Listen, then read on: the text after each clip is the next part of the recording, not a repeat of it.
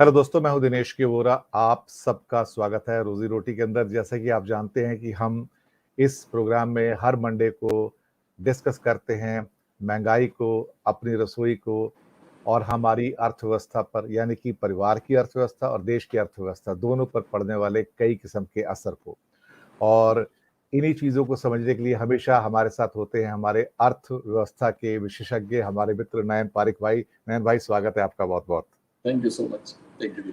लगता है इस गर्मी में हालचाल थोड़े आपके अच्छे होंगे, एयर कंडीशनर्स वगैरह वर्क कर रहे होंगे, कहीं ऐसा ना हो कि उनका वर्क करना भी कमजोर हो जाए और गर्मी में बुरा हाल हो जाए। तो बिल्कुल, हम उम्मीद लोग क्या इसको समर फेस्टिवल बोलते हैं अहमदाबाद का, तो तो इस साल तो आग बरसती हुई है। सुना है अप्रैल का महीना 122 साल में hottest month of the India रहा है, तो काफी नुकसान भी इससे हुए हैं। खैर, आते हैं मुद्दे की बात पर कि क्या क्या हो रहा है। एक अच्छी खबर यह है कि जीएसटी का कलेक्शन 1.68 लाख करोड़ हुआ है, जो मार्च की अपेक्षा, जो पिछले महीने की अपेक्षा करीब करीब 20% ज्यादा है। ये वही ट्रेंड है जो लास्ट ईयर भी 20% जंप का था।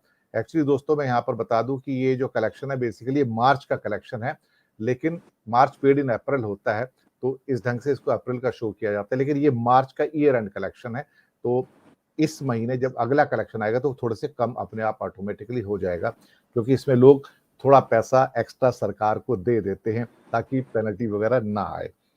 दूसरा एक खबर है कि पेट्रोल और डीजल की प्राइसेस पिछले महीने की अपेक्षा, उनका वॉल्यूम, कीमत नहीं, वॉल्यूम में 9.1% कंजप्शन डाउन हुआ है, क्योंकि चीजें महंगी हो गई हैं, पेट्रोल और डीजल। और एलआईसी का आईपीओ समझो आ गया, और आरबीआई का कहना है कि हमारी कोविड से हुए नुकसान की रिकवरी होगी 12 वर्षों में। तो काफी हद तक देखा जाए तो चौंकाने वाले ये आंकड़े हैं, लेकिन इनके ऊपर जो खुलासा किया जाएगा, अंदर की बात जो है वो बताई जाएगी नयन भाई के द्वारा। नयन भाई, करीब 13% जो है आपके ई वे बिल्स ज्यादा आए हैं, लेकिन ये जो रिकवरी है वो 20% की है। इसका मतलब समझो आधा आधा समझ लीजिए कि आधी रिकवरी तो इकोनॉमी के ऊपर जाने की है, और आधी रिकवरी जो है वो इन्फ्लेशन बेस्ड जो प्राइसेस अप हुई है तो उसके ऊपर जो हमारी जो जीएसटी की रिकवरी हुई है। लेकिन नेक्स्ट मंथ में सही खाका निकल कर आएगा कि वास्तव में रिकवरी ठीक ठाक सी है या एक वन टाइम बबल है, कैसा है।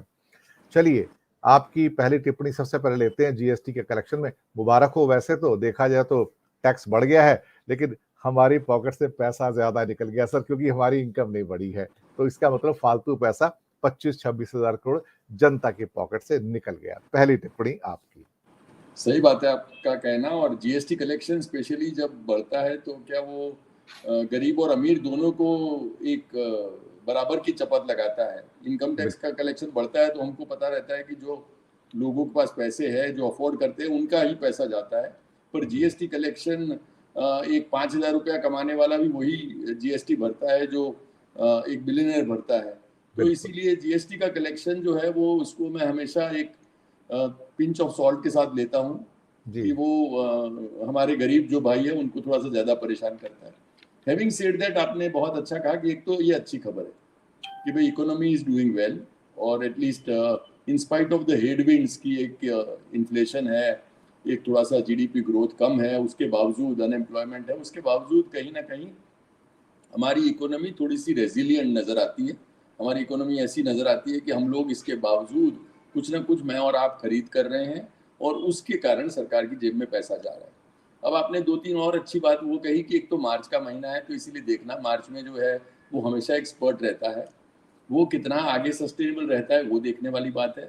दूसरा, आपने कहा कि ये एक्चुअली क्या प्राइस रिविजन के कारण है और क्या वॉल्यूम ड्रिवन है, वो एक देखने वाली बात है। और आधा आपने जैसे कहा वो सही लग रहा है कि आधा जो है वो एटलीस्ट बाकी की चीज़ों के कारण है, और आधा जो है वो एक्चुअली वॉल्यूम के कारण है। और मैं समझ रहा हूँ कि जो वॉल्यूम के कारण है उसमें से भी मैं समझ रहा हूँ कि यदि हम टैक्स कंप्लायंस का एक थोड़ा सा करें कि स्ट्रिक्ट टैक्स कंप्लायंस के कारण यदि कोई बढ़ा है तो वो भी एक इन्फ्लेशन के अलावा कारण बन सकता है, विच मीन्स कि जो पहले भी व्यापार होता था वही हो रहा है, पर अब टैक्स के दायरे में आ रहा है। और इसीलिए कोई इनफॉर्मल सेक्टर से यदि जैसे ग्रो करके फॉर्मल सेक्टर पे जाता है, किसी का टर्नओवर यदि बढ़ के, देखिए 15-20 लाख की जो लिमिट है वो यदि इस लिमिट में आ गए तो आपको जीएसटी भरना ही पड़ेगा। रोजी रोटी हमारे देखने वाले ऐसे दर्शक होंगे कि जो अब तक जीएसटी में नहीं थे, जीएसटी के रिटर्न ज्यादा भरे हैं, जीएसटी के रजिस्ट्रेशन ज्यादा बढ़े हैं। तो एक वैल्यू के कारण यदि आपका टर्नओवर बढ़ गया और अब आप जीएसटी के जाल में आ गए, तो आपको वो टैक्स भरना ही पड़ेगा जो अब तक भरने की जरूरत नहीं थी।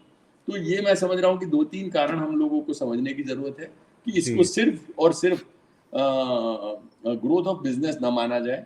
इसको थोड़ा सा ये भी समझा जाए कि इसमें इन्फ्लेशन है, मार्च का जी महीना है, टैक्स कंप्लायंस है, और वैल्यू बढ़ने के कारण जो पहले टैक्स जीएसटी के दायरे में नहीं आते थे, जी उनका भी आना, जो माइक्रो और स्मॉल यूनिट्स है, वो अब जीएसटी के दायरे में प्राइस के कारण यदि आ रहा है, तो वो थोड़ा सा उनको वॉल्यूम की जगह प्राइस का एक डिसएडवांटेज हो रहा है। और ये सब चीज को ध्यान में रखते हुए हम अगले महीने दोबारा जब रोजी रोटी कार्यक्रम करेंगे इस जीएसटी कलेक्शन के नंबर के साथ, तब जाके देखेंगे कि एक्चुअली पोजीशन क्या है और अप्रैल में हमारी सिचुएशन जीएसटी में क्या रही है, एंड वो शायद सस्टेनेबल फिर मानी जा सकती है। इसमें एक बड़ी अच्छी बात हुई है कि भारत के अंदर, महाराष्ट्र के अंदर 27,000 करोड़ से पहली बार जीएसटी कलेक्शन ज्यादा हुआ है, जो अपने आप में एक रिकॉर्ड है, क्योंकि भारत में आज तक 20,000 करोड़ पे कोई पहुंचा नहीं है। जो नियरेस्ट है महाराष्ट्र के करीब, वो है कर्नाटका, जो पहली बार 11,000 करोड़ इसने क्रॉस किया इस बार, और गुजरात ने भी 11,000 करोड़ क्रॉस किया इस बार। तो कर्नाटका और गुजरात आसपास में ही रहते हैं, और उत्तर प्रदेश जो है, और जो वो थोड़ा सा अभी 8-9 हजार करोड़ पे आया है, अदरवाइज वो 6,000 करोड़ पे रहते हैं। तो नॉर्मल कोर्स में महाराष्ट्र का कलेक्शन करीब 22,000 करोड़ रहता था, और कर्नाटका करीब करीब आपके हिसाब से 8,000 करोड़, और गुजरात भी 7,500-8,000 करोड़ में था। लेकिन महाराष्ट्र इस बार 27,000 करोड़ पे आया। तो 1,68,000 करोड़ का जो टोटल कलेक्शन है जिसमें सब मिला के, तो उसमें 27,000 करोड़ तो सिर्फ और सिर्फ महाराष्ट्र का है। 11-11 हजार कर्नाटका के और गुजरात के हैं, और नीचे फिर तेलंगाना, आंध्रा के करीब करीब उनके 8-9 है, उत्तर प्रदेश का 8-9 है। तो ये प्रमुख राज्य हैं जिनका जीएसटी कलेक्शन भी आए हैं। But most of the states are basically, जैसे कि उत्तर प्रदेश वगैरह है, वो जबकि आबादी तो ज्यादा है, लेकिन वो महाराष्ट्र से 1/3 पे है जीएसटी कलेक्शन में। तो that shows the level of consumption in Maharashtra, and that also shows the level of consumption in Maharashtra comparing to the Karnataka as well as Gujarat also, जो 11-11 हजार करोड़ पे हैं। तो ये एक महत्वपूर्ण फिगर्स थे यहाँ पर। आपने सही बात कही है, गुजरात और कर्नाटका मिलके भी महाराष्ट्र के करीब पहुंचने में थोड़ा सा 80 नहीं नहीं आते, मुश्किल 22,000 आ करोड़ गई। पे आते, 22,000 बिल्कुल। करोड़ आते हैं हाँ मिलकर, हाँ, और महाराष्ट्र 27,000 करोड़ पे है। वही। तो ये कंजप्शन के फिगर्स है, क्योंकि जीएसटी कंजप्शन बेस्ड टैक्स होता है, ना कि बेसिकली प्रोडक्शन बेस्ड टैक्स, जहां पे ओरिजिनेट होता है उसका नहीं है। और दूसरा आप उस राज्य में हैं जहाँ की ज्यादा से ज्यादा कलेक्शन है, तो आपको भी बधाई हो, क्योंकि महाराष्ट्र में रह के वो ऐसा होता है नैन भाई कि Mumbai is one of the biggest consumption centre in the world, not just in India, one of the biggest consumption centre in world. और मुंबई पूना की जो बेल्ट है, ये one of the best industrial belt पूरी दुनिया के अंदर मानी जाती है, कि जहां पर सब कुछ बड़े पैमाने पर होता है देखा जाए तो। इसके साथ ही एक छोटी खबर ये थी कि पिछले महीने की अपेक्षा पेट्रोल, डीजल, एलपीजी की कंजप्शन में 9.1% की कमी हुई है वॉल्यूम के अंदर। अब मैं यहाँ कीमत की बात नहीं करूंगा, क्वांटम के अंदर। तो ये गिरावट है, और कारण दिया गया है कि कीमतें बढ़ गई हैं, तो लोगों ने उसका कंजप्शन कम कर दिया है। तो ये एक सेटबैक है, और उसमें डीजल की कंजप्शन में और खास तौर से पेट्रोल, दोनों के कंजप्शन में कमी आई है, एलपीजी के कंजप्शन में कमी आई है। ये एक खास बात है। एक छोटी सी टिप्पणी इसके ऊपर चाहूंगा। और मुझे तो दिनेश भाई इसका थोड़ा सा और दुख है कि ज्यादा से ज्यादा जो ड्रॉप आया है वो एलपीजी सिलेंडर में आया है। और जी एलपीजी में जो 50 रुपए के भाव बढ़े हैं, सब्सिडाइज्ड यदि एलपीजी की हम लोग बात करें, और उसमें यदि 950 रुपए का जब ये 50 रुपए बढ़े, तब हमने हमारे रोजी रोटी कार्यक्रम में डिस्कस किया था कि इसके कारण जो असर होने वाला है, और उसका और हेल्थ का जो लिंक है, क्योंकि जब हमारी जो रूरल महिलाएं हैं वो एलपीजी यूज करती है, तब जाके अपने आप को हेल्थ रिलेटेड इश्यूज में से भी मुक्त कर पाती है, क्योंकि कोयला, उसका धुआं, उसका जो रेस्पिरेटरी उनके सिस्टम पे असर, वो सबसे बचाने के लिए क्लीन फ्यूल में हम लोग एलपीजी को एक बड़ा बून मानते थे कि हमारे रूरल जी जो महिलाएं हैं उसको इससे बड़ा फायदा होगा जी और जी उनके जी हेल्थ पे भी इसका असर आएगा। और जी, उनको कहीं बाकी की जो बीमारी है जी, धुएं के कारण वो नहीं फेस करनी पड़ेगी। वो सब चीजें हमको थोड़ी सी फिसलती हुई नजर आ रही है, क्योंकि अब जो दाम हो गए हैं 950,000 रुपया पर सिलेंडर, तो हमारी जो महिलाओं के लिए हम लोगों ने ये प्लान किया था, वो रूरल महिला शायद अफोर्ड नहीं कर पा रही है, और उसके जी, कारण वो कहीं एलपीजी सिलेंडर से वापिस अपने कन्वेंशनल फ्यूल पे तो नहीं जा रही है, जिसके कारण धुआं हो, घर में तकलीफ हो। वो जी, मुझे और भी चिंताजनक लगता है पेट्रोल और डीजल से। और पेट्रोल डीजल मैं कह रहा हूँ कि कभी कभी कम होता है थोड़ा सा, तो मैं समझता हूँ कि उसका एक कभी कभी पॉजिटिव असर होता है कि आदमी बिल्कुल। पर्सनलाइज ट्रांसपोर्ट से यदि पब्लिक ट्रांसपोर्ट पे जाता है, क्योंकि उसको अपने खुद का पेट्रोल और डीजल थोड़ा सा महंगा पड़ता है, तो it is a positive outcome of this. पर एलपीजी सिलेंडर में जो ड्रॉप आया है फिजिकल यूज का, वो जी, हमेशा हम लोगों को मेरे ख्याल से ज्यादा करता है।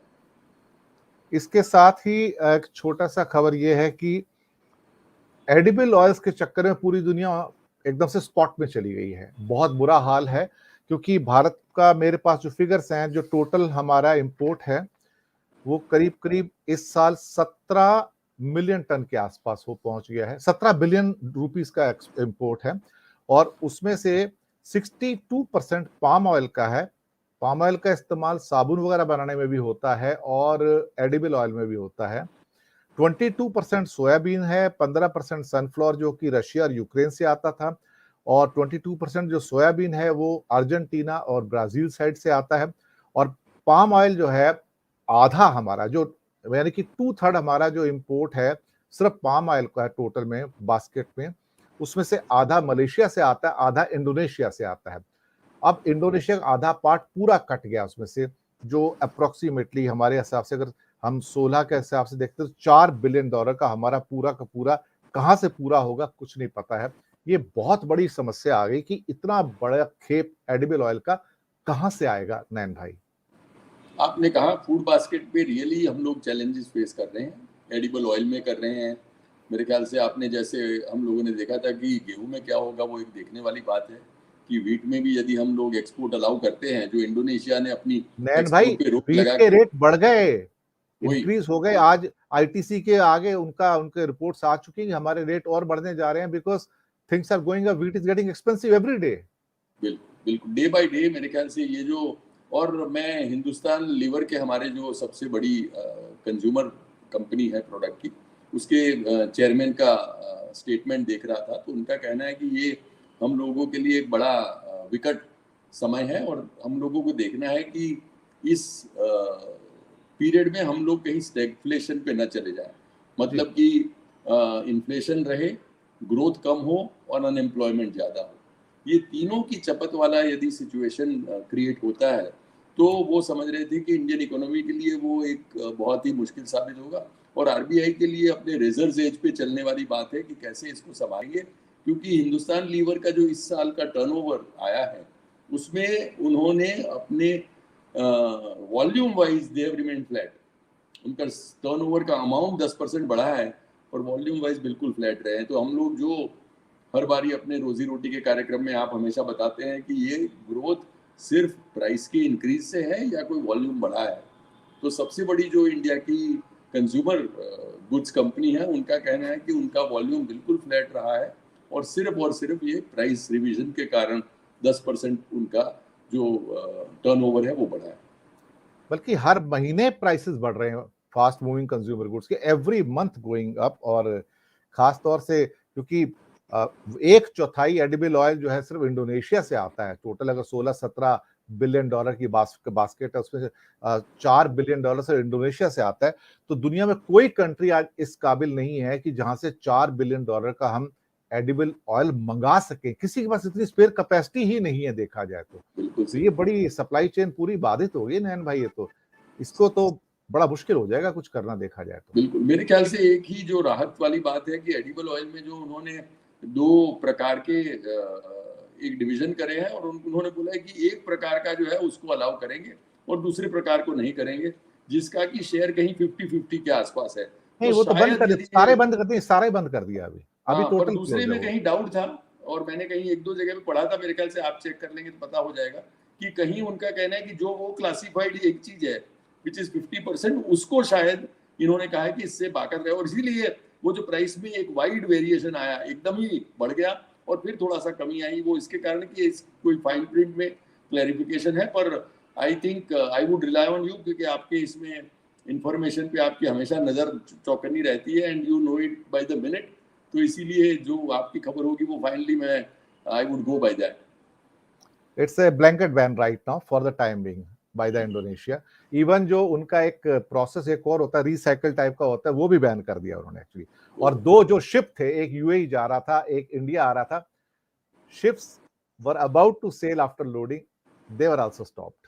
बोल दो तो जो जिसकी पूरी कस्टम्स की कार्रवाई भी हो चुकी थी, उनको रिलीज ऑर्डर दिया जा सकता था कि वो निकल जाए वहां से, सेल कर जाए, वो भी स्टॉप कर दिए गए। खैर, अब आते हैं आरबीआई की न्यूज पर। आरबीआई के जो मिनट रिपोर्ट्स हैं और कुछ और खास एक रिपोर्ट उनकी और आई है, वो कहती है कि भारत की कोविड से रिकवरी में लगेंगे 12 वर्ष।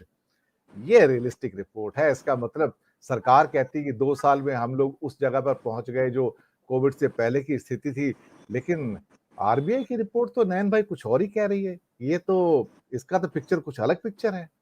बिल्कुल, इनफैक्ट आज रात को टीवी पे ये फुल ब्लोन 1 आवर का डिस्कशन है हमारा इसी मामले पे कि जो एक सरकार कह रही है और हमारा ऑप्टिमिज्म एक जगह पे है, और रिजर्व बैंक ऑफ इंडिया ने जो एक पिक्चर पेंट किया है वो काफी हम लोगों को सबको थोड़ा सा चिंताजनक लग रहा है कि भाई ये इसमें होगा क्या, और शायद यदि 12 साल लगेंगे तो उसमें, और आरबीआई ने तो ये भी बताया कि 12 साल में अपने आप नहीं हो जाएगा। उन्होंने कहा कि 12 साल में आपको 6-7 चीज़ों पे और ज़्यादा ध्यान देना पड़ेगा।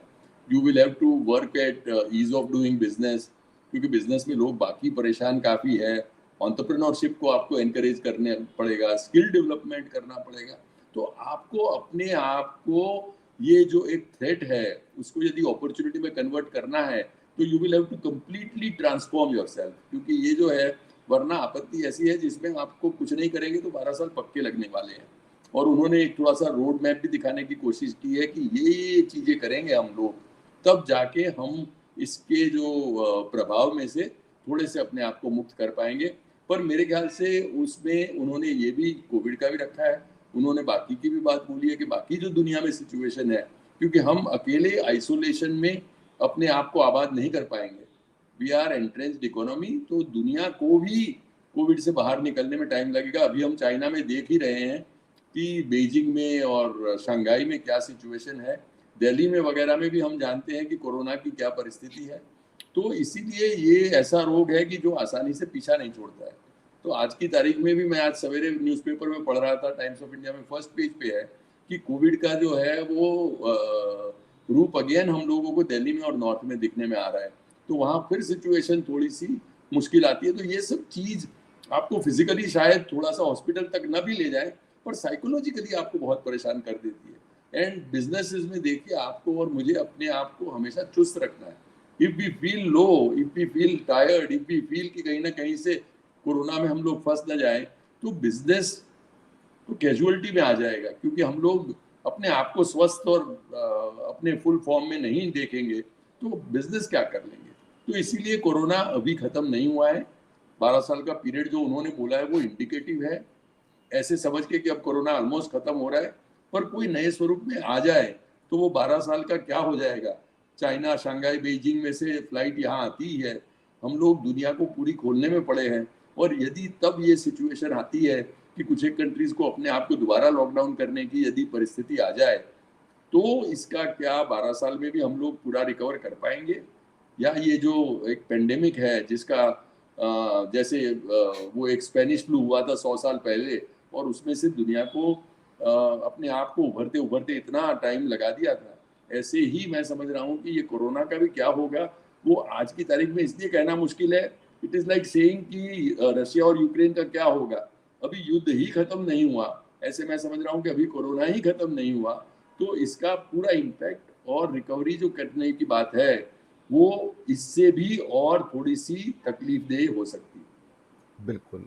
आते हैं बिल्कुल लास्ट पॉइंट पे हम अपने डिस्कशन के। एलआईसी का आईपीओ बिल्कुल समझिए आ गया, और आखिरकार पहले 10% की बात हुई, फिर 5% की, अब आखिर में 3.5%, इस वादे के साथ कि 1 साल तक दोबारा हम इसका इशू लेके आपके सामने नहीं आएंगे।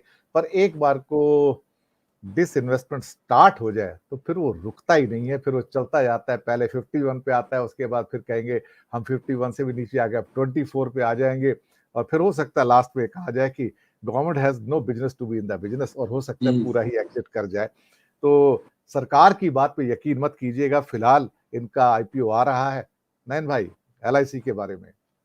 एलआईसी के बारे में हम अपने रोजी रोटी के दर्शकों को 2-3 एपिसोड में बता चुके हैं, और अब जाके क्योंकि इस वीक में ये लॉन्च होने जा रहा है, थोड़ा सा इसका ये हम लोग पूर्व भूमिका समझ लें और एक बार इसका जो साइज है वगैरह समझ लें, और फिर हमारे जो दर्शक है वो अपने आप डिसाइड करें कि उसमें इनको इन्वेस्ट करना है नहीं करना है। आपने जैसे कहा, इस चैनल द्वारा हम कभी भी कोई भी चीज को रेकमेंड नहीं करते हैं, and these are financial decision जो बिल्कुल उनको अपने आप लेने हैं। पर ये बताना उचित होगा कि अब जो वैल्यूएशन है वो थोड़ा रीजनेबल लेवल पे आ गया है।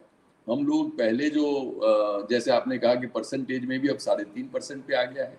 कहीं वो जो 75,000 करोड़ के आसपास की बात थी, वो आज 21,000 करोड़ रुपए की टोटल साइज पे आ गई है। जो ये दोनों को ध्यान में रखते हुए मैं समझ रहा हूँ कि ये एक बुरे टाइम पे ऐसा इशू है जिसमें थोड़ा सा लॉन्ग टर्म जो भी समझ के इन्वेस्ट करेगा तो इसलिए बुरा नहीं होगा, क्योंकि वो 6 लाख करोड़ के वैल्यूएशन पे आया है, जो कि बाकी की जो लाइफ इंश्योरेंस कंपनी हमारी प्राइवेट सेक्टर की है उसके कहीं बहुत ही बाहर नहीं है। और उसकी जो साइज है वो भी कहीं 20,000 करोड़ की हो गई है। ऊपर से रिटेल या पॉलिसी होल्डर के लिए 50 रुपए का डिस्काउंट भी है, तो उनके लिए शायद 900 के आसपास हो जाएगा, 900 950 का जो भाव है वो। तो मैं समझ रहा हूँ कि यदि लॉन्ग टर्म पर्सपेक्टिव के साथ कि एटलीस्ट 2-3 साल 4 साल तक यदि कोई रख सकता है, तो इसको करने के लिए मेरे ख्याल से अब अच्छे हमारे पास नंबर्स है। एंड रोजी रोटी देखने वाले जो भी अपना कहीं ड्यू डिलीजेंस करने के बाद इसको ठीक समझे तो इन्वेस्ट कर सकते हैं। बिल्कुल, बहुत अच्छी एडवाइस है। और हमारी ओर से ये कहा जाएगा कि अपना विवेक का इस्तेमाल कीजिए। हमारी ओर से डिस्क्लेमर है कि आपको एलआईसी खरीदना है नहीं खरीदना, ये आपका व्यक्तिगत मामला है।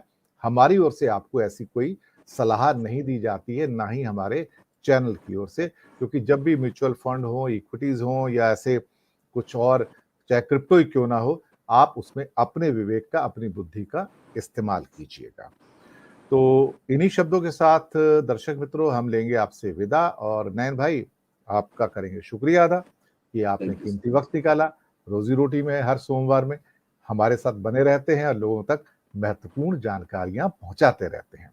नयन भाई, गर्मियों के दिन हैं, थोड़ा धूप में सब लोग ख्याल रखें अपना अपना, हमारे दर्शक मित्र भी ख्याल रखें, बाहर ज्यादा ना निकलें, ताकि अपनी सेहत का खुद ख्याल रख सकें। और साथ में कोई भी नींबू पानी टाइप की चीज का इस्तेमाल करते रहे, ताकि डिहाइड्रेशन ना हो। हालांकि नींबू आजकल बहुत महंगा है। तो इन्हीं शब्दों के साथ मुस्कुराते हुए लेते हैं आपसे विदा। फिर मिलेंगे अगले सोमवार एक नए विषय के साथ, नयन भाई के साथ। धन्यवाद आप सबका। Thank you so much.